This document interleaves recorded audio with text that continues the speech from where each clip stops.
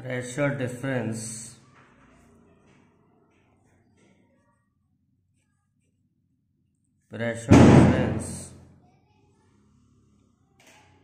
on two sides of liquid surface.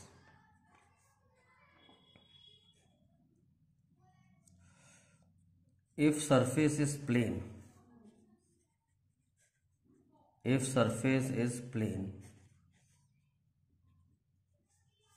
for example like this, if surface is plane, a molecule lying on surface are equally attracted in all directions.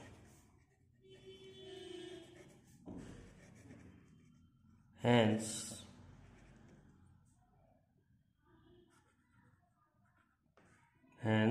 resultant force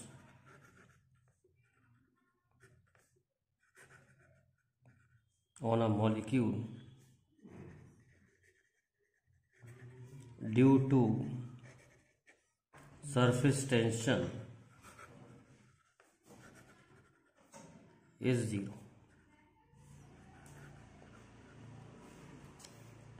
If liquid surface is convex, for example like this, surface tension force acts tangential. Surface tension force acts tangential.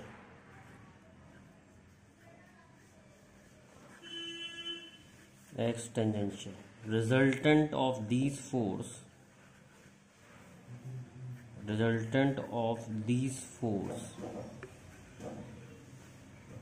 is in downward direction. Resultant of these force is in downward direction. तो इसकी force resultant यहाँ लगेगी and it will be perpendicular to surface.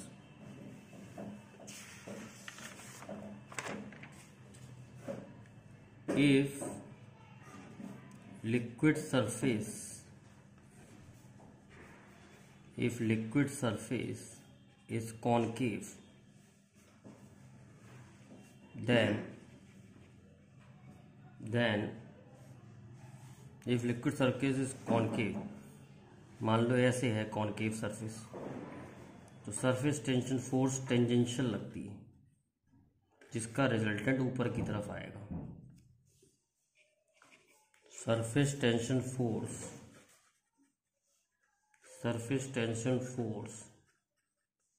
X tangential.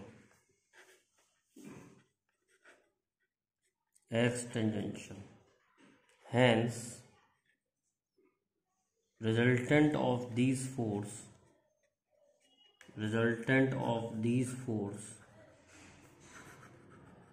will be in upward direction.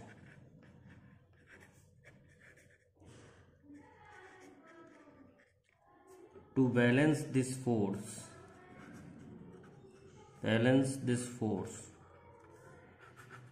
pressure on two sides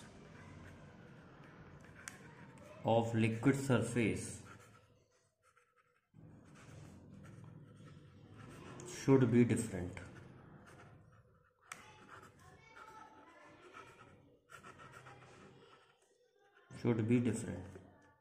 Pressure on concave side is more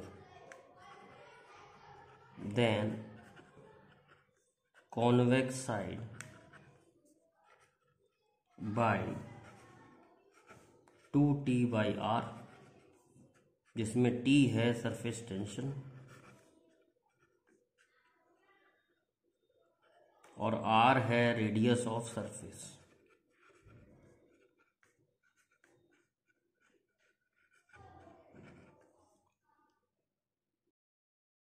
अब देखते हैं excess pressure inside liquid drop. कोई liquid drop है, उसके अंदर कितना pressure ज़्यादा होगा। मान लो ये लिक्विड ड्रॉप है, तो यहाँ पर प्रेशर P नॉट होगा, यहाँ पर P not plus delta P होगा। ये कॉनकेव साइड है, ये कॉन्वेक्स साइड है। तो हमें मालूम है कि कॉनकेव साइड पर प्रेशर अधिक होता है। अब कितना अधिक होता है इसको कैसे निकालेंगे। सबसे पहले मान लो लिक्विड का सरफेस हमने थोड़ा सा बड़ा कर दिया, तो इसमें हमें वर्क करना पड़ेगा। वर्क होता है फोर्स इनटू डिस्प्लेसमेंट। इस डिस्प्लेसमेंट को मैं मान रहा हूँ x, तो F इंटू एक्स। ये जो वर्क किया है हमने एक्सेस प्रेशर की वजह से किया है, तो excess pressure into area, pressure into area force हो गया x, तो delta P into 4πr² into x, ये हो गया वर्क। एक वर्क और तरीके से निकाल सकते हैं, इंक्रीज इन सरफेस एनर्जी। हमने पढ़ा था वर्क डन होता है increase in surface energy, increase in surface energy. तो इंक्रीज इन सरफेस एनर्जी का फार्मूला था T डेल्टा A। तो सरफेस टेंशन T है, नया एरिया होगा 4πr प्लस एक्स का स्क्वायर, और पहले वाला एरिया होगा 4πr²। इसको सॉल्व कर लेते हैं। T into 4πr² plus X square plus 2rx minus r²। r² cancel हो गया। x बहुत छोटा सा डिस्प्लेसमेंट था, इसलिए हमने नेग्लेक्ट कर दिया। तो ये फार्मूला आ रहा है T इंटू 8πr, पर ये दोनों वर्क सेम होंगे, तो delta P into 4πr² x is equal to T into 8πrx। Solve करके डेल्टा P की वैल्यू निकालेंगे तो 2T/r आ जाएगी। अभी पहले बताया था मैंने कि एक्सेस प्रेशर कितना होता है 2T/r, उसका प्रूफ भी कर दिया। तो हमें क्या निकालना था, लिक्विड ड्रॉप के अंदर सरफेस टेंशन के कारण कितना प्रेशर बढ़ जाता है, उसको हम एक्सेस प्रेशर कहते हैं। तो इसके लिए हमने इसका रेडियस थोड़ा सा बड़ा किया, स्मॉल डिस्प्लेसमेंट दिया, इसे थोड़ा सा इसका रेडियस बड़ा किया। मान लो वो थोड़ा सा रेडियस बड़ा है x, तो वर्क डन होगा फोर्स इनटू डिस्प्लेसमेंट। इधर भी प्रेशर P नॉट है, इधर भी प्रेशर P नॉट है, इसमें डेल्टा P अधिक है। जो हमने वर्क किया है वो डेल्टा P प्रेशर के अगेंस्ट किया है, तो डेल्टा P इंटू एरिया हमारा फोर्स हो गया जो हमने एक्स्ट्रा फोर्स लगाई इंटू डिस्प्लेसमेंट। तो वर्क डन का फॉर्मूला आ रहा है डेल्टा P इंटू 4πr²x। अब वर्क डन का एक फार्मूला और होता है increase in surface energy. Increase in surface energy पहले ही पढ़ चुके हैं, T डेल्टा A।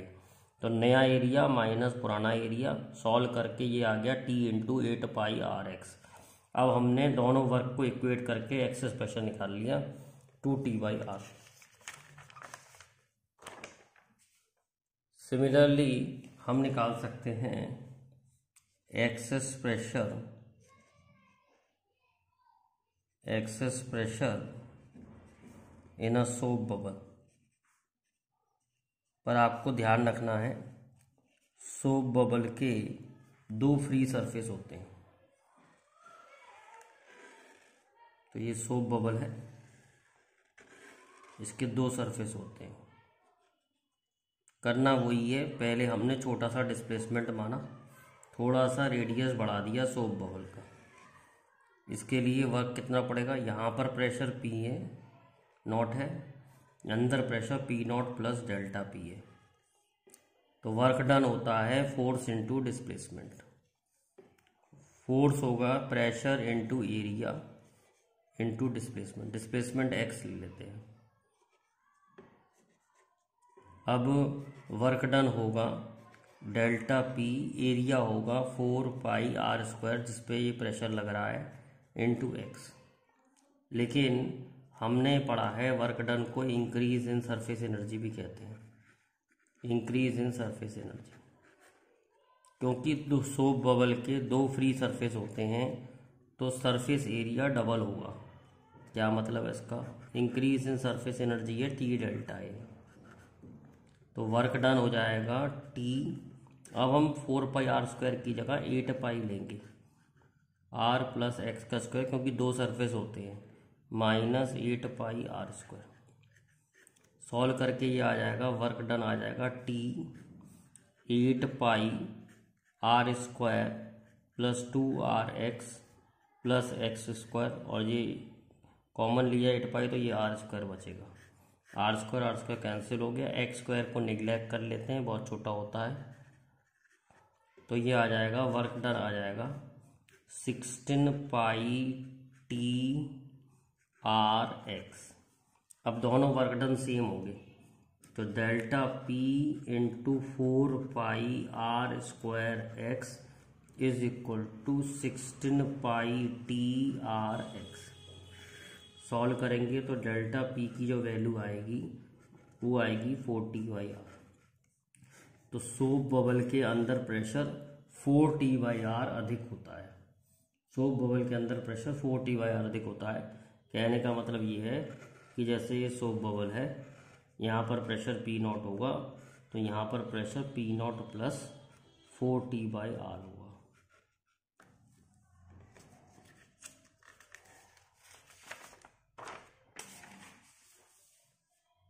अब देखिए excess pressure inside air bubble in liquid. क्या मतलब है, मान लो ये लिक्विड है और यहाँ पर एयर बबल है, एयर बबल की डेप्थ h है, एटमॉस्फेरिक प्रेशर P नॉट है, P नॉट है atmospheric pressure,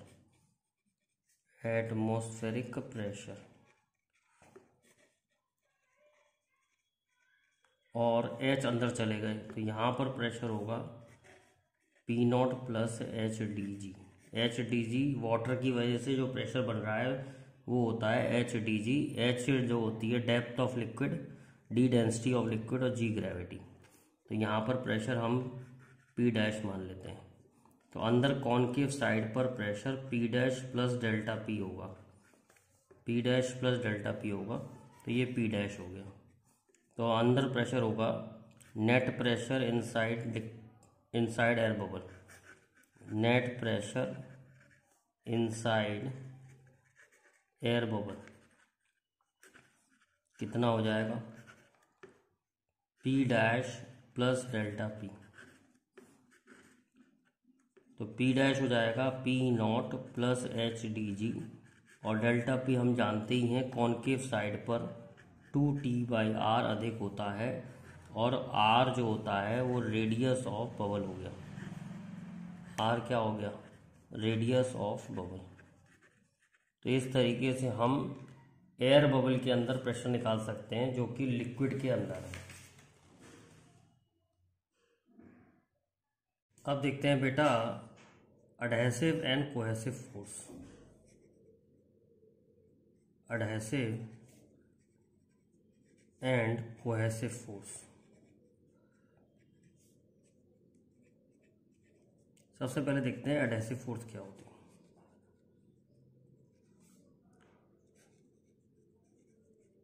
force between molecules of different substance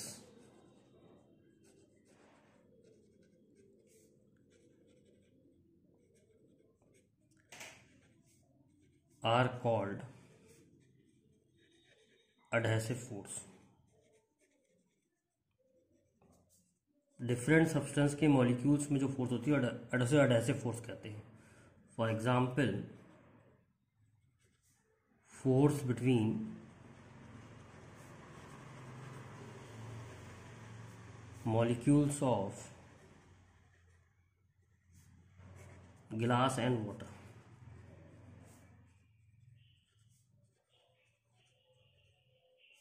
Water stick to glass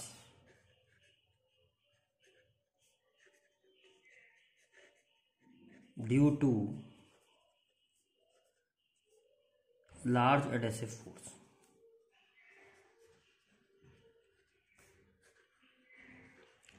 जैसे ये पानी का गिलास है, इसमें पानी की बूंदें चिपक जाती हैं, चिपकने जाती हैं, इसको कहते हैं एडहेसिव फोर्स। आपको पता होना चाहिए जो ग्लू होता है उसको भी एडहेसिव कहते हैं, क्योंकि वो चिपकाने का काम करता है। एडहेसिव फोर्स का मतलब होता है डिफरेंट मॉलिक्यूल्स में बीच में लगने वाली फोर्स। मैं कागज़ पे पेन से इसलिए लिख पा रहा हूँ क्योंकि इनकी एडहेसिव फोर्स ज़्यादा है, इंक कागज़ पे चिपक गई है, तो कागज़ के मॉलिक्यूल और इंक के मॉलिक्यूल के बीच में एडहेसिव फोर्स है। एडहेसिव फोर्स का मतलब होता है force between different kind of molecules या मॉलिक्यूल्स ऑफ डिफरेंट सब्सटेंस। अब देखते हैं cohesive force.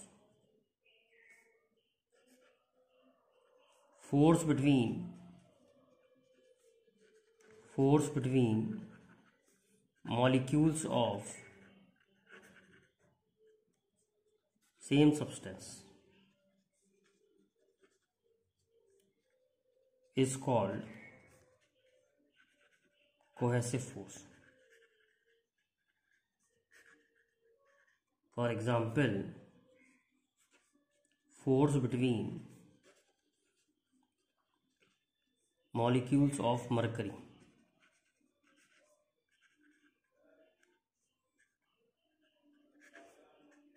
It is due to large cohesive force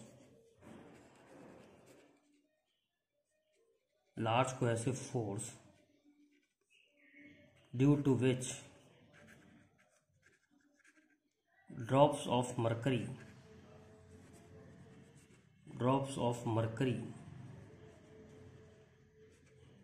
are spherical. Mercury के मॉलिक्यूल्स के बीच में जो लगने वाली फोर्स होती है या किसी भी सब्सटेंस के मॉलिक्यूल्स में आपस में लगने वाली जो फोर्स होती है उसको कोहेसिव फोर्स कहते हैं। तो ये कोहेसिव फोर्स मरकरी में काफ़ी होती है, इसलिए मरकरी के ड्रॉप्स बिल्कुल गोल मिलते हैं हमें, मतलब ड्रॉपलेट्स ऑफ मरकरी गोल शेप के होते हैं due to large cohesive force.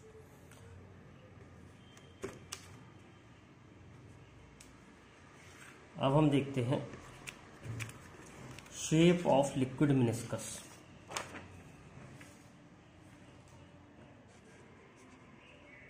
Shape of liquid meniscus.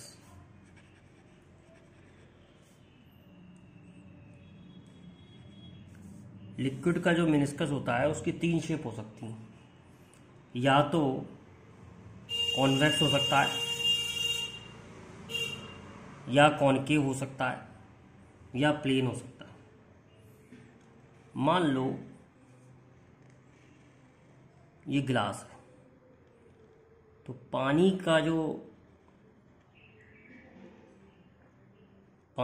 जब इसमें भरेंगे गिलास के अंदर, तो जहाँ पर पानी कांटेक्ट में है यहाँ पर ये कॉनकेव शेप ले लेता है, कर्व हो जाता है यहाँ पर।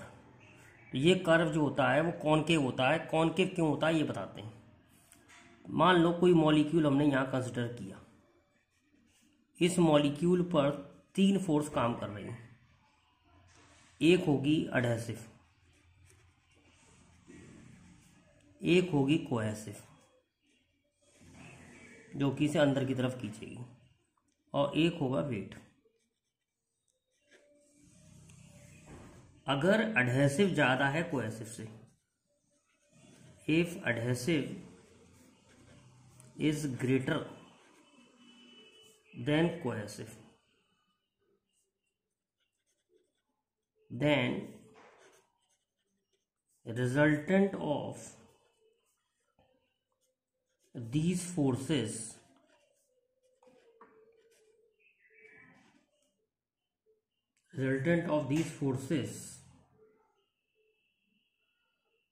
is outside.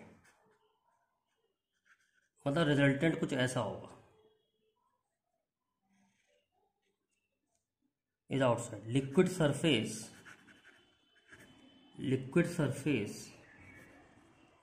will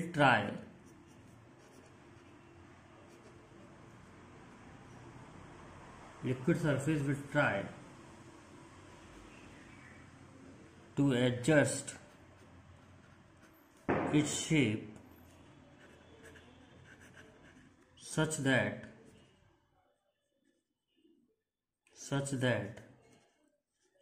it is perpendicular to resultant.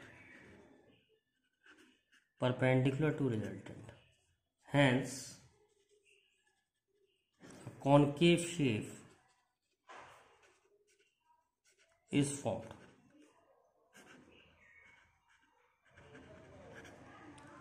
Thus, water have concave meniscus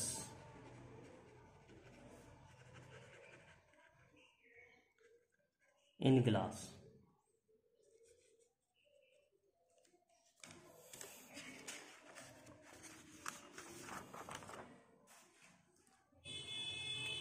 अब देखते हैं इसका उल्टा. जैसे गिलास में मरकरी भर दें,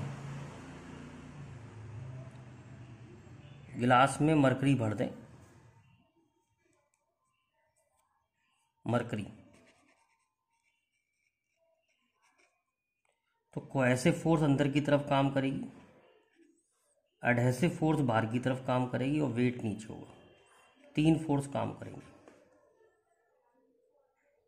इनका जो रिजल्टेंट होगा वो कहीं ऐसे लाई करेगा, और liquid surface is perpendicular to resultant force. If cohesive is greater than adhesive,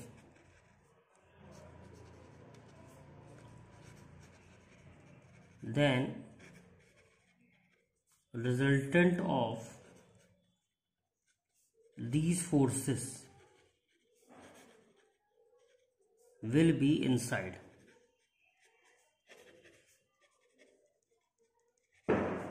As shown, liquid surface will tend to set itself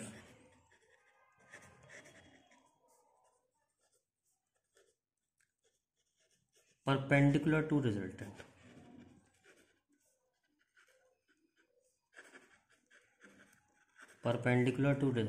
Hence, convex shape is formed. Thus, mercury has convex meniscus in glass. Third case, if adhesive is equal to cohesive.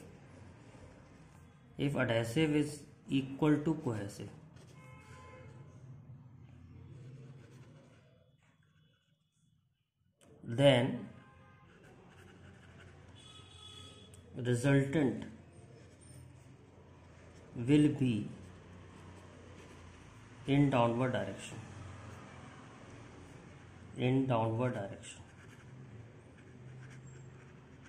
अब जैसे cohesive force और adhesive force बराबर, तो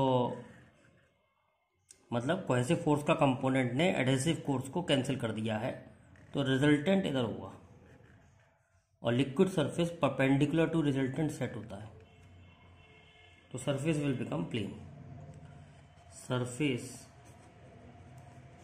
become plane. Example water in silver glass.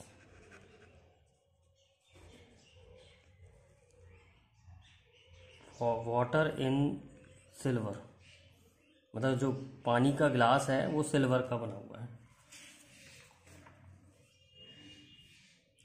अब देखते हैं angle of contact. Angle of contact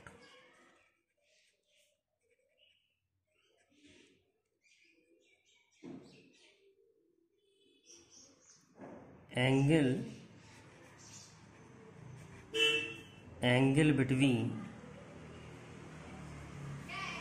tangent drawn on liquid surface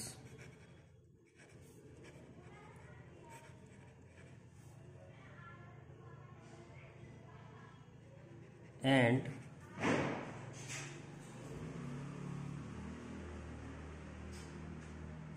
tangent on solid surface inside liquid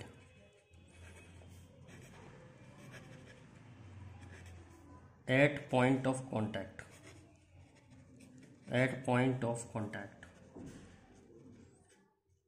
is called angle of contact। जैसे suppose meniscus concave है तो liquid surface पे tangent बनाए और solid surface पे टेंजेंट बनाए, तो ये जो एंगल होगा इसे कहेंगे angle of contact. Suppose meniscus ऐसा है, लिक्विड सरफेस पे टेंजेंट बनाए, सॉलिड सरफेस पे अंदर टेंजेंट बनाए, एंगल ये होगा angle of contact. Suppose liquid surface पे टेंजेंट बनाए, सॉलिड सरफेस पे टेंजेंट बनाए, ये होगा एंगल ऑफ कांटेक्ट। तो अगर एडहेसिव ग्रेटर देन कोहेसिव है, एडहेसिव ग्रेटर देन कोहेसिव, तो एंगल ऑफ कांटेक्ट होता है एक्यूट। एग्जाम्पल होता है वाटर ग्लास, कांच के बर्तन में पानी। अगर एडहेसिव लेस है कोहेसिव से, यानी कोहेसिव ज़्यादा है, तब एंगल ऑफ कांटेक्ट होगा ऑब्ट्यूस। एग्जाम्पल है मरकरी ग्लास। मरकरी ग्लास का एंगल ऑफ कांटेक्ट याद भी कर सकते हैं 135 डिग्री, और वाटर और ग्लास का 8 डिग्री, प्योर वाटर के लिए 0 डिग्री, प्योर वाटर के लिए 0 डिग्री। और if adhesive equal to cohesive है तब एंगल ऑफ कांटेक्ट होगा राइट एंगल 90 डिग्री। एग्जाम्पल चांदी के बर्तन में पानी, सिल्वर वाटर, थीटा हो गया 90। तो ये है एंगल ऑफ कांटेक्ट।